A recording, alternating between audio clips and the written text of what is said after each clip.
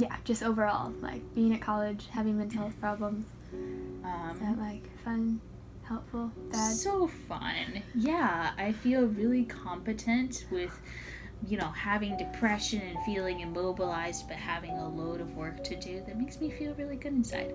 Not. I feel really helpless. Like I said, depression is very immobilizing. Um, like, it's like I'm trapped in my brain, and then it extends to my outer body. So, as a musician, sometimes I sit in front of my instrument in the practice room, which is kind of like a prison cell, and I just kind of stare at my music instead of like actually playing the instrument in front of me. I just stare at my music, and I'm like, I can't possibly play this. It, like, my brain just replays that over and over again. Like, I can't possibly do this, and my hand's just in my lap, and I can't even touch my instrument.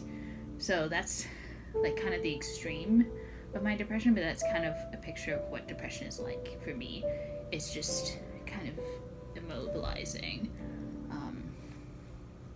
I want to be a successful student, but depression basically sets me up to fail.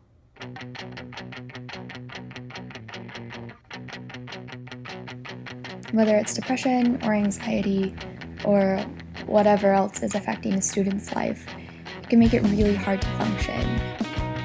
And unfortunately, what we need when we're going through something really tough emotionally is time to deal with it. And that's exactly what we don't have. Oftentimes we praise people who are kind of stoic and heroic by not being affected by life, but I think that's not realistic most of the time, and that when we do that, it actually makes us pretty inflexible.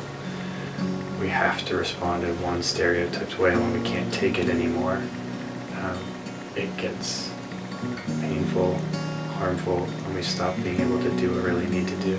If we can pay attention on a deep level to how we're feeling, to our internal life, then we always have information that we can use to make some kind of choice.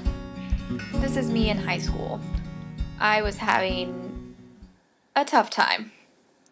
And then I got to college.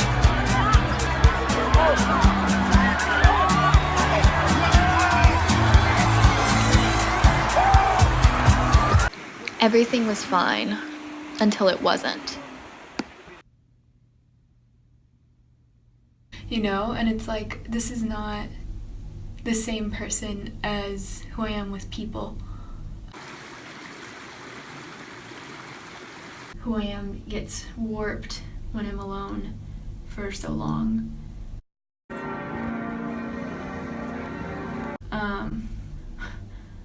Like, I'm just dying.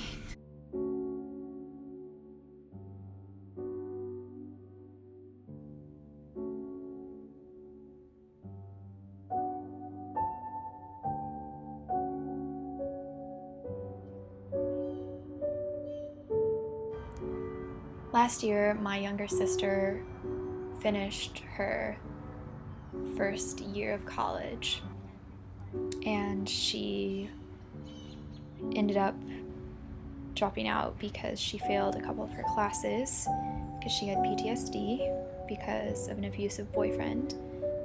So I asked her some questions about her experience with mental health problems and being in school, and I asked her what the most important thing was for her mental health. Hands down, time. Give yourself so much time. Even outside of college, everything is put every second of your life into this one thing, and if you're not doing that, then every second of your life has to be spent doing something. Like, you can't wait for even a moment, because then you're being lazy. People who suffer from anxiety really badly, like stress about classes and just general anxiety of like failing. Yeah. And a lot of it is not dealt with because you don't have time to deal with it. Because all the times, every time that you're like, wow, should I handle this stress? You're like, no, this is reasonable. I should be this stressed about school. It just makes college really hard. We're expected to do a lot, to balance a lot, and like doing anything with mental health issues, like doing life with mental health issues is hard. So being in college where so much is expected of you, where you're supposed to do all these assignments, where you're supposed to be involved in things, where you're supposed to be also figuring out your life, because this is the time of our lives where we're in our late teens, early 20s, and like, who are we? Our brains are still developing, and like, our lives are changing, we're meeting new people, we're losing old people, we're separating from our families, and it's already difficult, and like, we have to figure that out during this time, because this is where we are, this is what's going on. So we have school, and then we have just like the normal things of this time in our lives, and like, those are hard enough to balance.